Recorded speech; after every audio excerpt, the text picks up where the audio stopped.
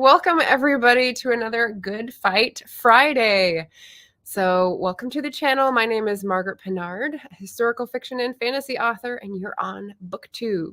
I'm very happy to have another guest in this series. The series is about including social causes and matters of the heart in your fiction. And today I have someone on for my very own genre, matters of the heart in your fiction. And today I have someone on for my very own genre, matters of the heart in your fiction. And today I have someone on for my very own genre, fiction. And today I have someone.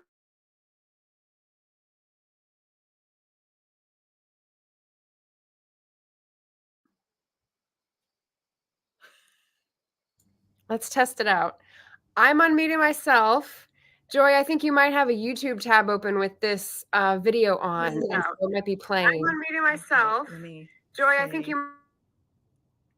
And then as soon as you find that tab and mute it, come back here and unmute yourself and we should be good.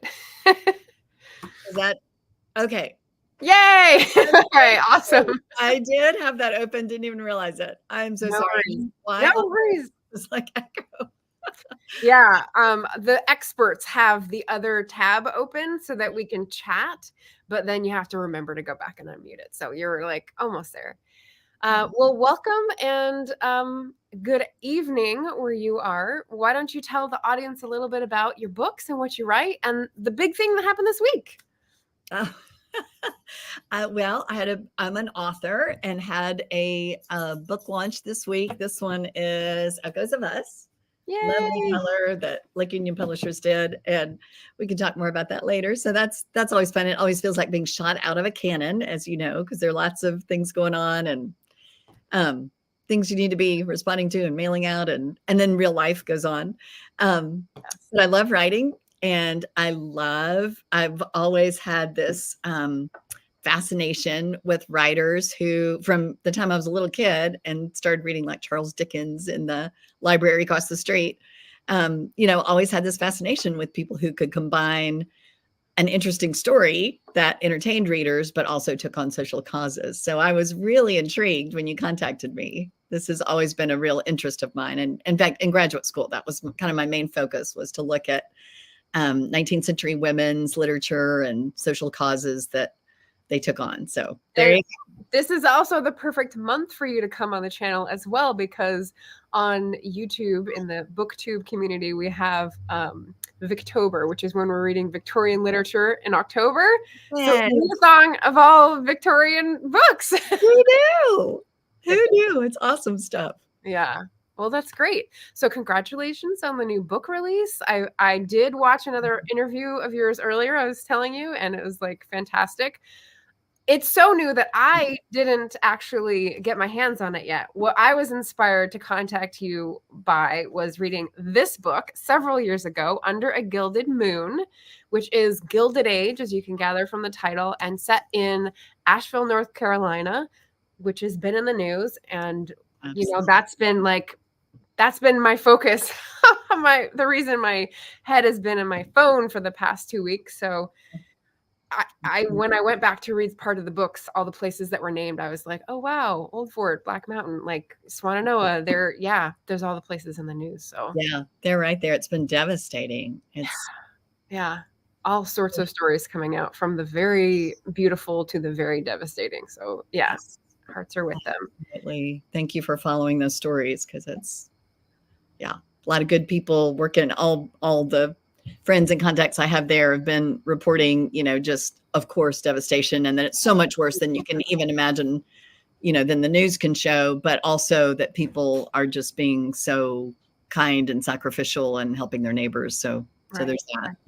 Yeah, someone made the point that first responders are your neighbors, like you and your neighbors are the first responders, really. So that like your community is your first line of defense. And I thought, well, yeah, that's true. That's true. Yeah. I just already lost my train of thought. I had something from what you said and then I forgot it.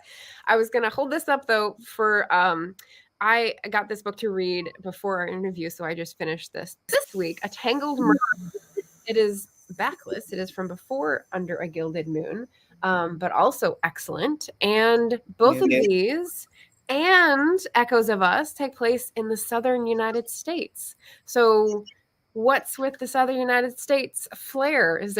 What's your connection? Well, I grew up here mostly. I was born in Washington, D.C., Hmm. but have grown up in the southern United States. But I've lived all over. And one of my novels, I guess the one in between Under a Gilded Moon and this one, Hmm. is set. That one is called A Bend of Light, and it's set in southern Maine, which I also love, on the coast Oh, of Maine, very cool. in just after World War II, during kind of early Cold War. Mhm. So I lived for years in Boston, love Boston. So there are a lot of, Boston comes up in my fiction a good bit. And my first novel, Blue Hole Back Home, is actually set in the North Carolina mountains, but there are one character is a big Red Sox fan, and so that comes up a lot.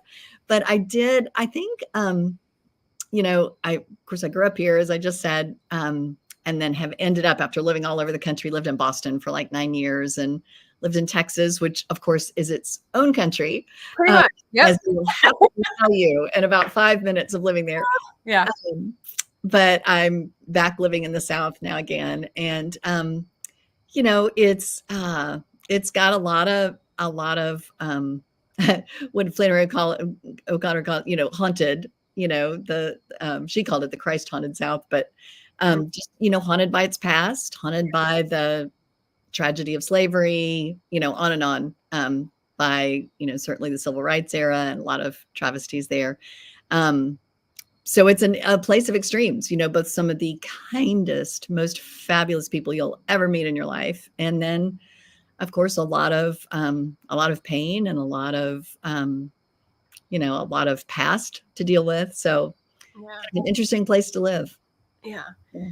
I remembered what came to mind. So when you said your first novel, um, it reminded me that's a Christie Award winner. Yeah. And my antenna goes up when I hear Christie Award, because I remember watching Christie as a TV show growing up, but I remember reading Julie and loving it. And I Yeah. don't know if anyone at home knows about Julie by Catherine Marshall. It's probably not the biggest book, but for some reason in high school I fell in love with it. Um, and it's set in Pennsylvania, and it deals with the Johnstown flood. So Wow. it's a disaster novel, but it builds up to it with a lot of human interest things on the way, and a young woman who is finding her way into her own path in life and makes difficult decisions. And after college, I chose to make a field trip to Johnstown, Pennsylvania. That is how big Wow. nerd I am for Oh, I love nerds. yes, all for the research, right? Wow. So That's fascinating. I so my great grandmother did sort of a Christie move in her life, that as a young woman went to the Appalachians to teach school, which of course is a storyline of Christie, Catherine Marshall's mhm, most famous novel. And so Under a Gilded Moon, the main character, Carrie McGregor, in that is based loosely on my great grandmother, and very loosely, yeah. but in terms of the Appalachian connection, and a love for those mountains, and compassion for the people, on the farmers, and just the Appalachian people, and the kind of um, ongoing struggle with change. How do you adapt to change, and that kind of thing. Yeah. That is a great theme. I'm going to try to remember to come back to that on the question that I have that deals with that specifically. Um, so I'm going to look at my planned questions, because I've been carried away with all like the good things that are being discussed already. Let's see. Um, so we talked about where you grew up and where you set your novels. What about the fact of putting the social change in as a central theme in your books? Was there something that you remember in your young life that sort of woke up that compassion bone? And then, like, how did that get channeled into writing? Because sometimes you just keep it in its lane of doing, charity work or advocacy work or something mental, and rather than like your life's work. So how did that develop? Yeah, great question, Margaret. Well, my earliest memory of any kind of memory is, and this will very much tell you exactly how old I am, but um, I was right around. It was just a young child, and I remember the TV was on, and it was morning, and this was like the 11th commandment in the house I grew up, like thou shalt not watch daytime TV. There was never ever TV on. Okay. You'd like, those someone else does that, but not here. Uh, And the TV was on, and my mother was sitting on the living room floor, and she was, kind of rocking back and forth and sobbing as she watched, and there was news on. And I was young enough to not really understand what was going on, but I knew it was something really earth-shattering that had happened, that she was sobbing in the middle of the living room floor. And when I was old enough to understand what that moment was, it was the assassination of Martin Luther King Jr. And my mom grew up, white woman who grew up born in Birmingham, Alabama, and then did most of her growing up in Atlanta, Georgia. And so I think that really kind of, as my very first memory, that when one of us sorrows, we all sorrow, and when something happens to a leader like that, who is pushing and leading for change and for justice and for fairness and compassion. And, this is a pain that we all carry. It's not just someone else's sorrow.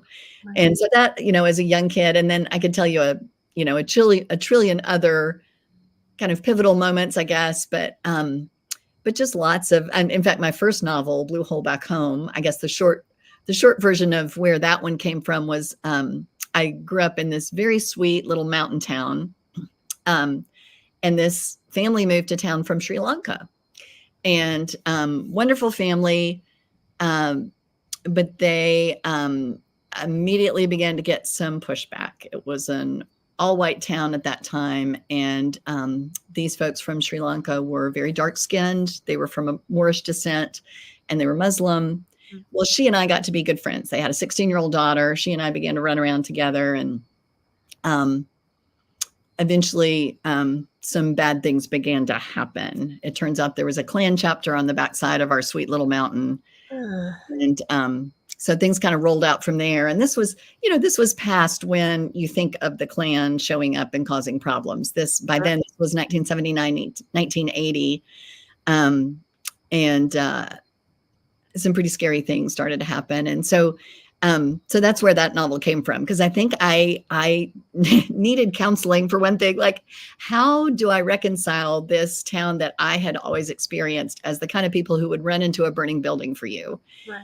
and a lot of them would, and yet it was also a town where these people kind of came literally out of the woods. And in some ways, some people, not all, but some people were willing to look the other way when they build a roadblock so that every car going past has to stop and pay money to the Klan. And, anyway, just crazy. On the outskirts of town, not in the middle, but still, just the kind of cross burning that followed, and trying to intimidate a family to have to leave. So I think I've struggled with that ever since I was 16, from this friend who looked me in the eye one day before her family finally did, in fact, leave. She looked me in the eye, and both of us were crying. And she said, my father said we were persecuted in Sri Lanka because we were of Moorish and Muslim descent. And we were a minority, but he said, if we came here to the United States, everyone here has an equal chance. Everyone is treated equally. And America is the end of the rainbow. What happened? Can you explain this to me? I don't understand. And I remember just tears streaming down my face. And I remember at 16, all I remember is that I began to talk, because I tend to be kind of a shy person by nature. And so when I get nervous or don't know the answer, I talk too much. That makes no sense. But there you go. And I just remember that I was talking, I was trying to make sense of it myself, and I could tell by looking at her face that nothing I said was hitting home. Nothing I said was helping, and I was not helping myself either. I was not coming up with any answers. And that has always stayed with me too, that moment of her looking me in the eye and saying, you know, America, my father said America was the place where we'd have an equal chance. Explain this to me. And I could not explain it to myself or to her. And so I think I had to write the book. Couldn't afford therapy at the time. So I wrote a book as my therapy to try to understand this beautiful, lovely, loving, warm town. And then these things that happened that were horrific. So anyway, so it's based on, it's not purely graphical. It is fictional, but it's based on just on that family and that young woman and all of us in that town, what we experienced in terms of just the disconnect. So did you come to any conclusions after writing the book about what it is at its root? Is it insecurity? Is it? I think fear. You know, none of us are at our best when we're fearful. I think, you know, I think in that little town, it was some folks who felt just like we see today. It was some folks who felt like their world was being threatened. The world as they knew it and understood it was being threatened. Things were changing. I think, you know, fear is all I know to point to. And I know times in my life when I've been afraid of change or afraid of anything. Yeah. Certainly not behaving my best. So. Yeah. Yeah. I was trying to think of more neutral examples that I could pull from. And I was thinking like, okay, so I know I'm a very safe, slow, efficiency kind of driver, right? But sometimes on the road, I get really steamed about people when they're doing things that they're not supposed to do. And I'm yelling in my car because no one can hear me. And I'm indignant that they're bending the rules.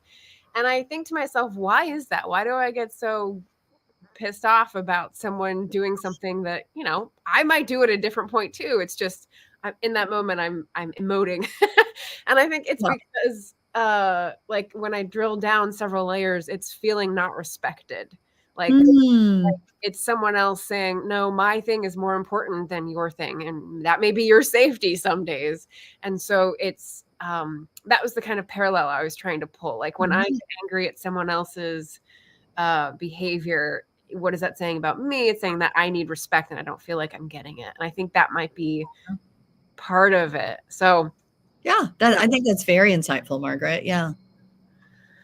I haven't checked in with the people in the chat, so I just wanted to say hello to some of the readers here on the channel. We've got Eva. We've got, she's trying to put emojis on here. We've got Anita, AF Stewart, and Cat Paw, and Leslie. Thank you guys for being here and saying hello. If you've got questions, feel free to pop them in the chat. Historical fiction questions, although it will challenge our memories, Jory's memory, Tangled Mercy questions, Gilded Moon questions, Echoes of Us questions, and in the above. So let's see. Would it help if I mention what the kind of general...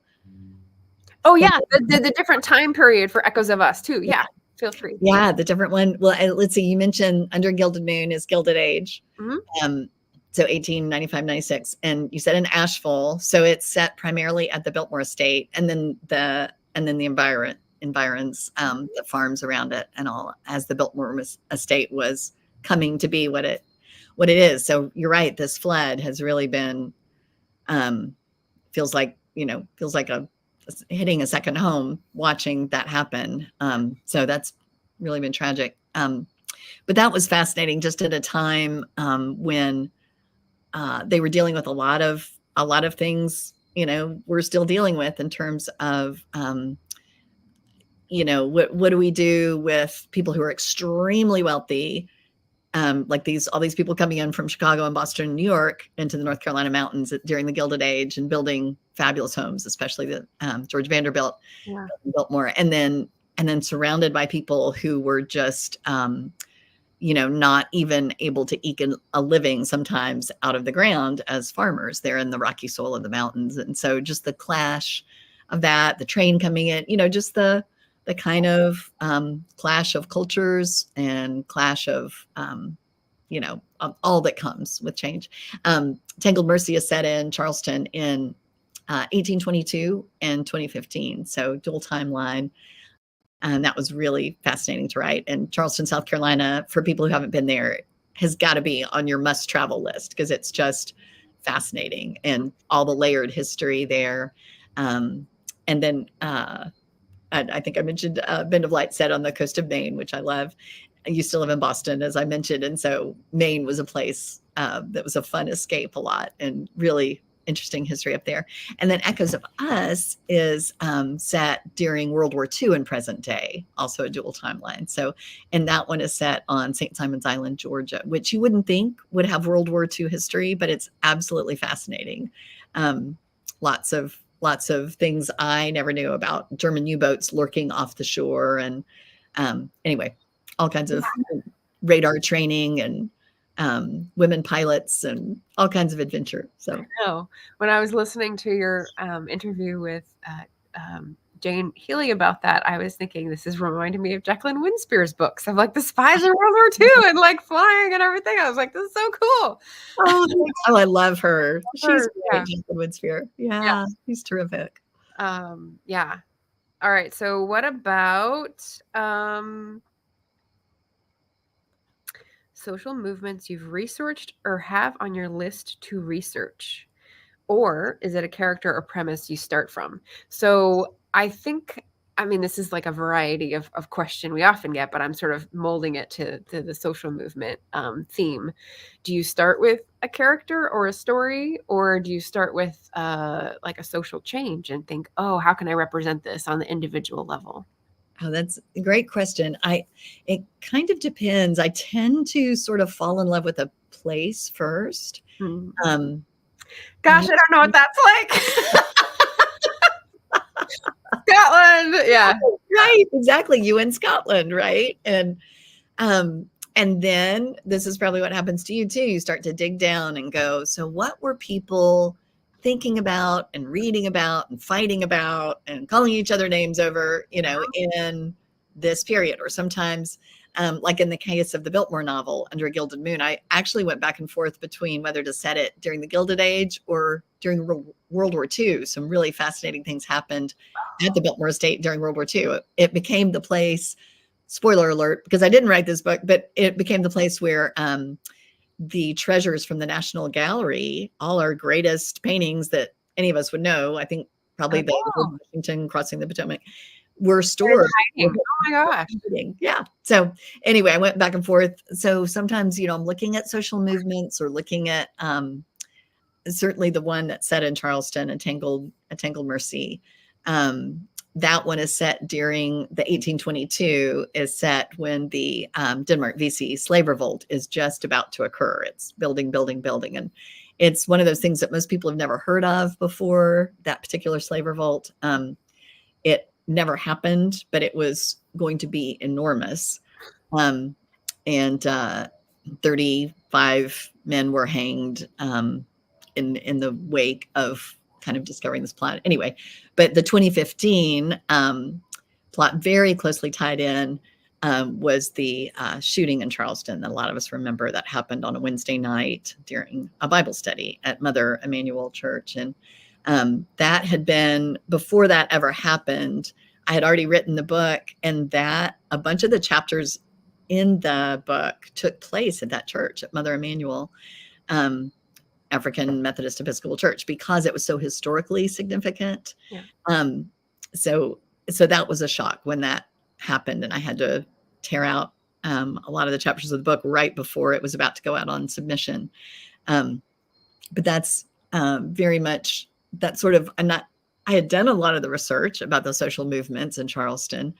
But then here, this tragedy happens in the midst of being about to send this book out on submission before it's published. So yeah, it was sort of a work in progress where history is happening even as we were working on the book. So, um, anyway, it's just, it's so fascinating in Echoes of Us. I learned so much about, I didn't realize, for example, that not only did I learn a lot about the women pilots of the day, and just blows my mind. I mean, I don't know that I've never had a fear of flying, but I'm pretty sure I wouldn't have signed up, as a woman in 1843 to fly planes under those conditions.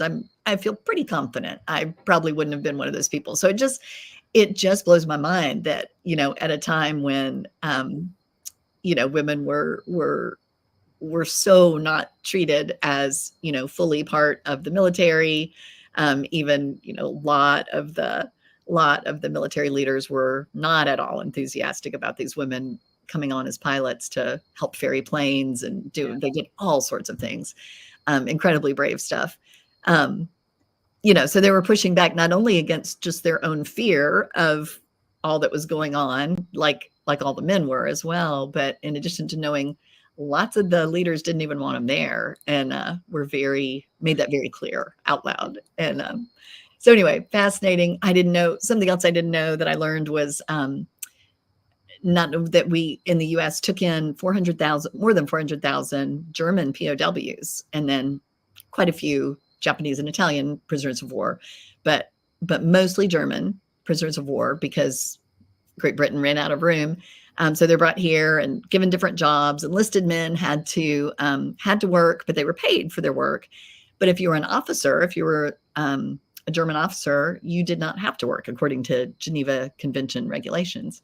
And so literally these Nazi officers could be in a restaurant eating food that most Americans, it was so rationed, couldn't have access to, and that Black Americans couldn't even eat in that restaurant. So it was just this, just kind of like, wow, that was not very long ago. If you can imagine, here your enemy, in the middle of war, and the officers on the opposition side, have all these privileges. How'd they get money?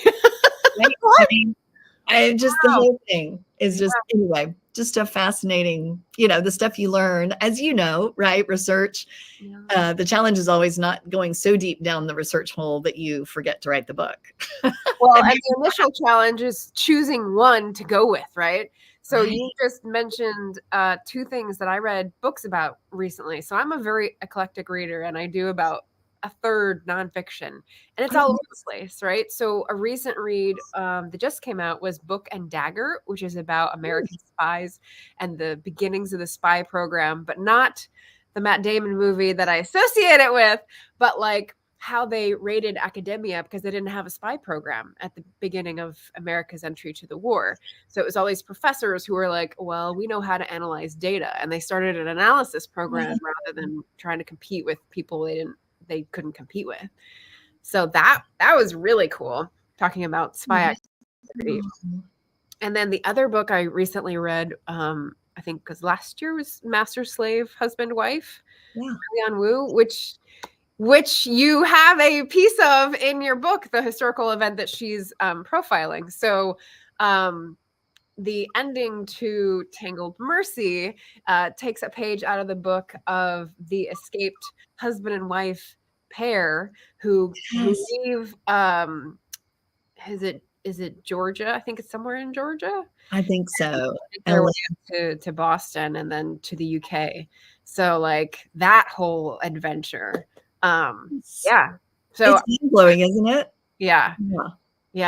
Ellen Craft. I've forgotten the husband's name, but just fascinating. Right. I'm so glad you recognize that, that as an actual historical setup. I changed it a little bit for fictional character reasons. Right. I'm so glad you recognize that, though, because I remember reading about her in graduate school, and just, again, brilliant, even at, to how she pulled that off, to dress as a man, and to, I think, didn't she wear a bandage at her neck to give a reason for why she wouldn't speak, because she might have sounded more like a woman. And then she had an arm in a sling because she couldn't write. Yes. bandages on her face, and then also like a cane, and then a servant. Her husband was the servant to help her, so that Yes. she didn't have to do anything or engage with people as a white man. But Right. her husband could engage with people as a black man would Right. or should, you know. Yeah, Yes. very, very clever. Yes. And what I thought was interesting is that the two of them were using the system against itself. Like, if you don't think that we're equal and you think this should be the relationship, we'll present you with this vision of this relationship so you can see what you want, and then we'll get the heck out of here. So Fascinating. yeah. No one questioned them. No one stopped them. Yeah. Right. Just fascinating. And that I think she wrote, right, as you said, arm in a sling. So she had an excuse not to write. And she could just put an X. But I mean, think of like the train rides and not having to go to the bathroom for that long. Like, this is like 3 days. What are you gonna do? So we're fascinated by these sorts of historical moments and think that putting them in fiction will get other people fascinated as well. How do you find people respond to the historical bits and the fiction bits, and does this like spur people looking into things more? What do you hear from your readers in general on that? I think it really does. I mean, book club people are just so fabulous. They're very often, they've been friends forever, and Yeah. they'll have a glass of wine together, or they'll show up with all kinds of great food. And I find it's easier to talk about really difficult subjects, really difficult topics, if you are looking at specific stories. So people aren't poking each other in the chest and saying, well, first of all, you're an idiot, and second of all, you're wrong. You're talking about a historical story, and you're talking about, then how does that impact our present? And it's interesting. I've never seen a physical, fist fight break out at a book club. I've seen people, have very different perspectives on something, but it's really interesting. I mean, I think stories are just a great way to get people talking about important issues that we can kind of all agree on. Everyone is rooting for Ellen Craft, for example. Everybody's rooting for Ellen Craft to escape, because she had, as I remember, and you may remember it more clearly than I did, that she was determined not to bear a child while they were still in the slaveholding South. And so they were desperate to get out, because she was like, I am not giving birth, which, and, just the level of drama and tension, and, but with any of these stories, I think it kind of evokes compassion and interest, and people are always, especially book club people, are so interesting too. They'll do this great research, like something will trigger their, like, really, is that a real character? And they'll look up these people. And there's a German U-boat captain who's actually based on a historical U-boat captain in this Echoes of Us that just came out. And he was a fascinating, his name was Hartigan, Captain Hartigan. And he said he realized by 1842, so pretty early on in 1942, right? Sorry, what did I say? 18? Yeah, sorry. 1942. Thank you didn't even hear myself misspeak. By 1942, so pretty early on, he realized that Hitler was a madman, was the way he worded it. And that therefore he was, he was fighting for a madman. Yeah. For causes that Captain Hartigan, did not even believe in. And so his ethical struggle, just reading about, so what do? If you desert, you're going to be shot and your family could be killed. And yet, just the kind of realizing that not every German in the Navy or the Army or the Air Force was gung-ho, we love Hitler. Some of them were drafted in. And so what did they do? The kind of ethical struggle, if you were aware enough to begin to think this is an atrocity, this is horrific, this is what do you do? And anyway, I'm just fascinated by that kind of human struggle, and trying to be humble ourselves about what what are we overlooking? What are we letting go by that's tragic? But anyway, I'm just always drawn to that sort of, as you say, the social movements or the cultural arguments that sometimes you can see them more clearly, in the past, and we can kind of all agree, well, that was a mess, let's. Yeah. Yeah. No, I did come to being able to, so when I first started writing, I was more into the plot and the action and the dialogue and just sort of like spinning a yarn, right? And when I finished the first novel and I was looking at it thinking, okay, what is it about? Like what was this for? What was coming out of me like spider silk, right? And when I started writing more serious themes, and then the next novel was more about like putting something wrong in history right. And then the third story was more about like people losing their homes and like what am I trying to get at? And I always loved reading historical fiction, but I realized that what I was writing in historical fiction was because I needed that distance. Like I needed to be able to look back, and then I thought, oh, and I think this might help other people as well. Like having a distance to be able to see, hey, people are not lazy and misguided and lost their homes. They are in a system that is obviously trying to move them elsewhere for power and greed reasons. And how are they going to deal with it? And aren't they deserving of our sympathy? And don't they, aren't they upstanding citizens where they end up, kind of thing? And so, yeah, I needed that practice before I realized what I was doing. I don't know if that happened for you. Yeah, that's fascinating. I can't wait to read your books, Margaret. Yeah, I agree. It's not, I think, years ago when I first started writing fiction, I had a mentor say, he was very kind about my writing, but he said something about,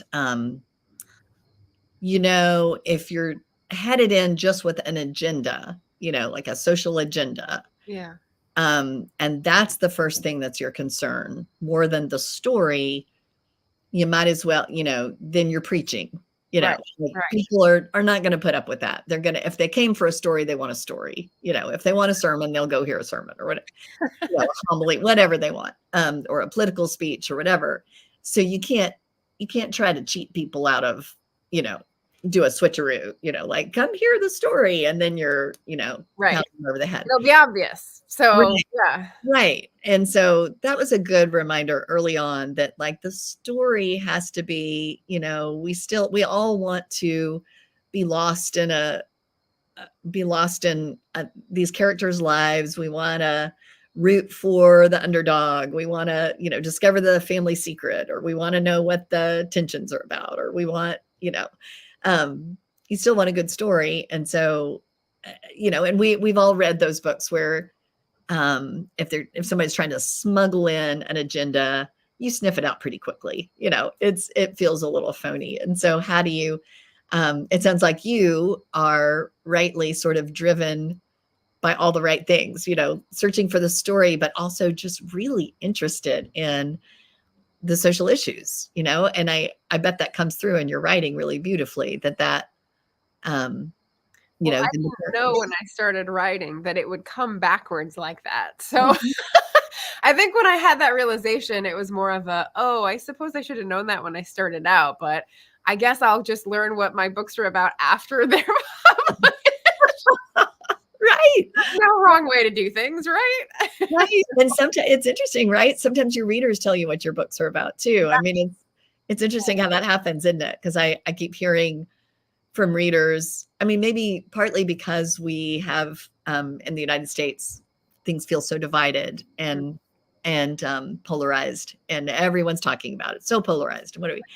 And I have noticed how many early readers have talked about how much they liked these very unlikely friendships that happen in Echoes of Us. And there's a Jewish British physicist, young man who's a physicist who's also Jewish.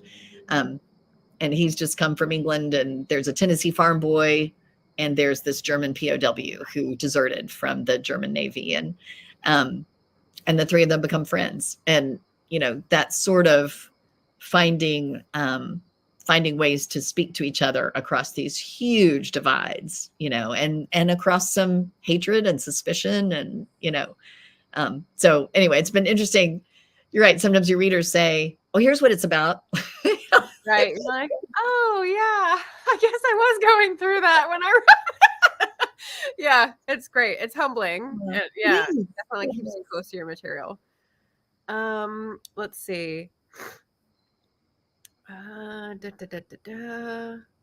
have maybe time for two more questions. So, what about villains? So when I was looking at Tangled Mercy this week, and I was listening to some of the language that gets used, I was thinking about how readers come up against that, because I had a discussion with my editor recently about some of the language I was using for historical events. That language has evolved and it's no longer used, but it's historically accurate. So when you talk about the people who are saying things that we no longer agree with and no longer hold as true, but you want to paint a picture of how things were then so that people get some like a description of how it was, where is your sense of this is my commitment to accuracy, but this is my sensitivity to people's experience today? And where do you feel like you're pulled in that space? Yeah, I think that's one of those important questions to talk with other writers about, and editors, and sensitivity readers, and all that, to kind of get a feel for it. Because you're right, you have a duty to be historically accurate, to make these characters sound like they're speaking in 1822, or in your case, 1830, I think, Scotland. Yeah. So you want it to sound, like that person really is in this time and place.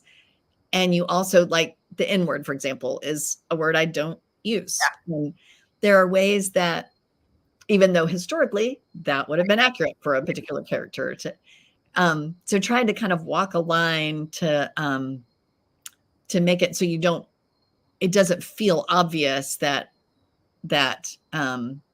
oh, she's going all the way around the barn to keep from using this word, because right.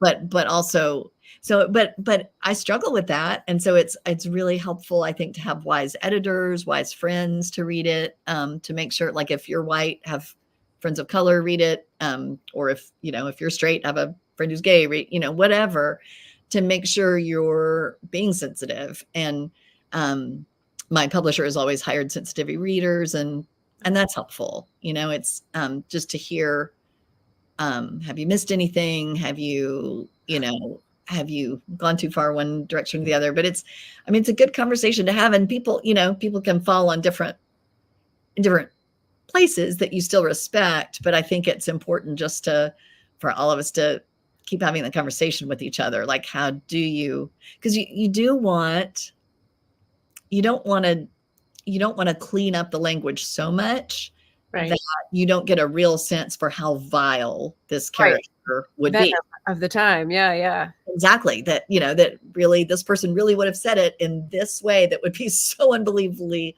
offensive to us. You don't want to clean that up too much and have it lose its power, but you also hate to perpetuate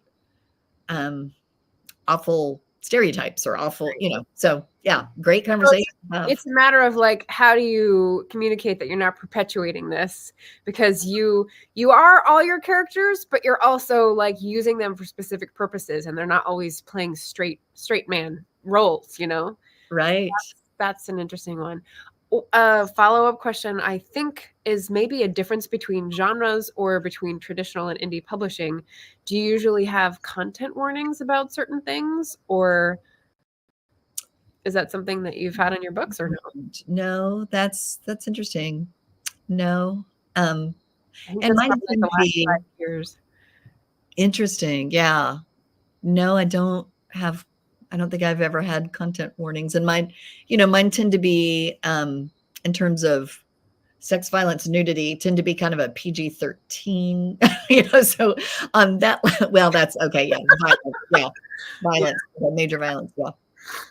Yeah. Well, and there again, for example, if there's going to be a rape, how much of that's a question. I was in a writers conference where, uh, a man was reading his submission to the person who was supposed to be giving them feedback. It was an agent, literary agent, giving them feedback, and there was a rape that happened, and the guy just went on and on and on in very graphic detail, and I could see at least one woman in the room was very triggered by it. Right. Just very. I mean, it would have been hard for anybody to listen to, regardless, but I mean, it was just too much. It was just too much. And so that's exactly what the literary agent began to say. Like, you can't do that in, 2024. That's considered, kind of re-traumatizing for people. Right. And he really pushed back for that. He did not like that answer. It was like, no, but this is really what happened. And so, it's a conversation you've got to have. And I think the longer I live, the more you got to be humble enough to listen to other wise people around you. And if somebody says that's triggering for people, let's, right. But then how do you portray war, for example, when it's important to show Kristen Hanna's Gorgeous, The Women. I don't know if you've read that, but set in Vietnam. And it's awful. I mean, the book is gorgeous and beautiful, but it's awful to enter into those conditions in Vietnam. And it's quite graphic about, what happened during the war. So I'm sure she struggled with how much at what point are you glorifying violence, right. And at what point are you really trying to show the horror of war for the opposite reason, that you don't want to glorify violence. So. Right. And there could be instances of when you write it fairly neutral and people take it different ways because of their different experiences. And like, you're not going to be able to control everyone's reception of it. So you can be as thoughtful as you like, but it's still going to land differently with different people. So interesting. True. Very true.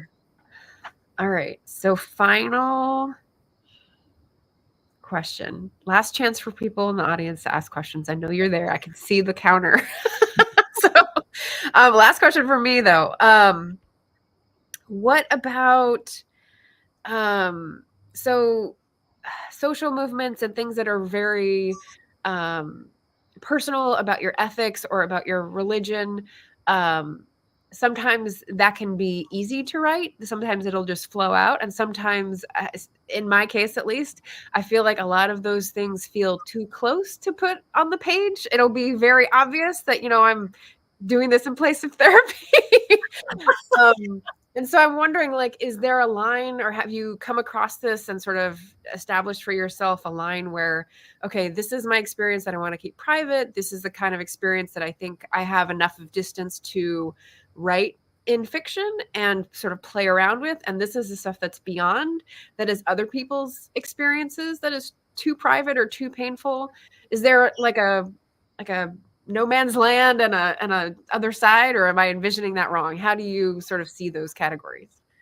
I tend to be fascinated myself, just personally, with people's faith experiences, whatever that looks like, including someone who's an atheist or an agnostic, or maybe someone who has very different ideas of faith than mine.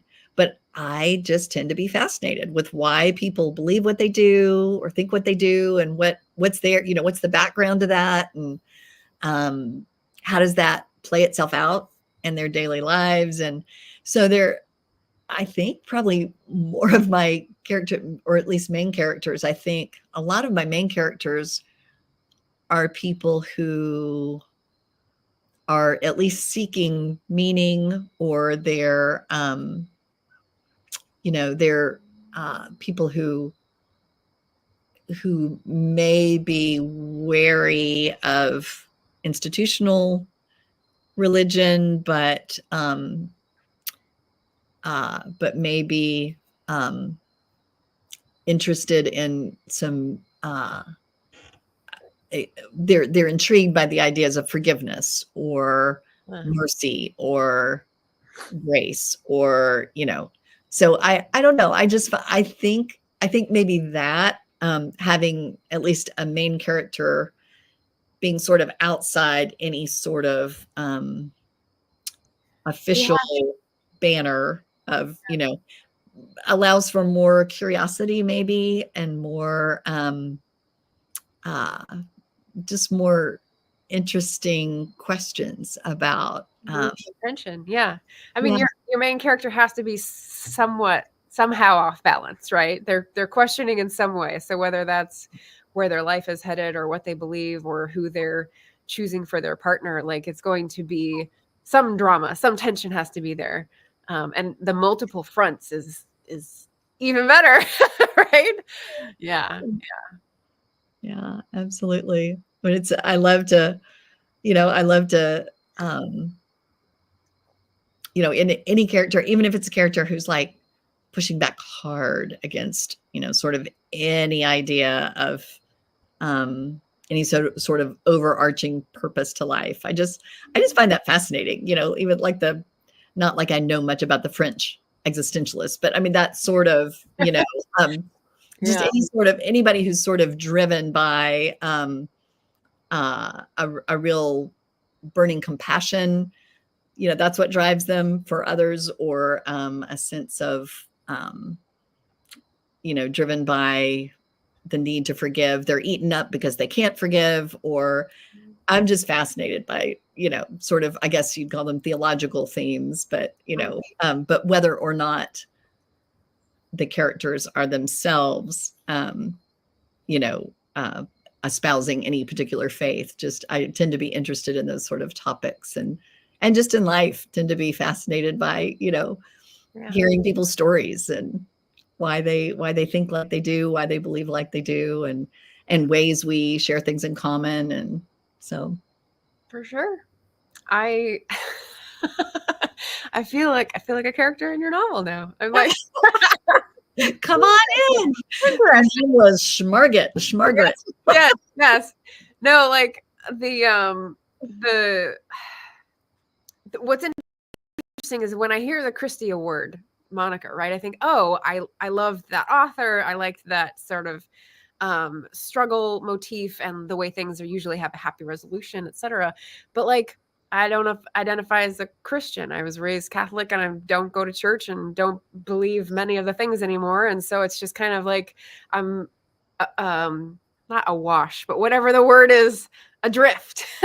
Yeah. So when I write about these things in my book, I feel like there's some root of like caring for other people that was instilled, but now I'm just like, it's related to being in a world with other humans. So that's what I want to appeal to in people, but I don't feel like I can use that label, even though that's where my stories really sort of identify with. So I'm kind of like, I don't know. Maybe I need to put some more sex on the page. I don't know. Where do I belong? We'll see. We'll see how it develops. Though I bet the best, I bet the best of your background, is kind of instilling a lot of that from your tradition, compassion for others and compassion for the poor. And, I don't know. But yeah, I mean, literally, you are exactly the kind of character I love, because all right, I just need to pop into the sidewalk painting and then just carry on. Exactly. I mean, well, as you pointed to in fiction, right? You don't want characters who have everything figured out or think they do, unless now that can be interesting too. If they think they have everything figured out and they're Dickens has a lot of those, right? The Mr. Bumblebee, or what, not Bumblebee. Oh, I'm blanking. Anyway. Yeah. Yeah. Who has everything figured out, but they're the kind of cartoonish, arrogant, as opposed to, the kind of, I don't know, we're sort of all pilgrims along the way, right? Trying to do the best we can. And yeah, I think because intention, and years ago, I read, this isn't original to me, but it stuck with me, the the difference between a story and not a story is, the cat sat on the mat, not a story. The Okay. cat sat on the dog's mat. That's the beginning of the story, right? So you gotta have some tension there and some, It's I'm a backstory right there. There's a history. there's potential violence. Right. Oh, you're hinting at a higher authority because someone's going to have to adjudicate. Like, yeah, Right. there's a lot. There's a lot. That's fun. Right. That's fun. Too funny. Well, we're nearing the end here, and I really appreciate your time. So I don't want to go on too long, even though this has been a fabulous discussion. So I don't think there are any questions. I think mine were just sufficient. So everyone was being entertained, which is great. If you do have questions later on, feel free to put them in the comments if you're watching this on the replay out there, and we'll see what we can answer. But I want to thank Joy for coming on and being my guest on Good Fight Fridays. Here we go. I'm gonna not fail to remember to do my plugs here at the end. If you're curious about the book that's coming out from me this fall, Orla Rafferty Seeks Her Fortune, there is the link in the chat to sign up for updates. And Echoes of Us is out this week, so you can go purchase that now from Joy's website in the description. And that is all we have for tonight. So thank you so much, Joy. And thank you everyone who's for having me, Margaret. This was a great fun. I'd love to chat with you again in the future. Appreciate that. Thank you. And good night, everybody.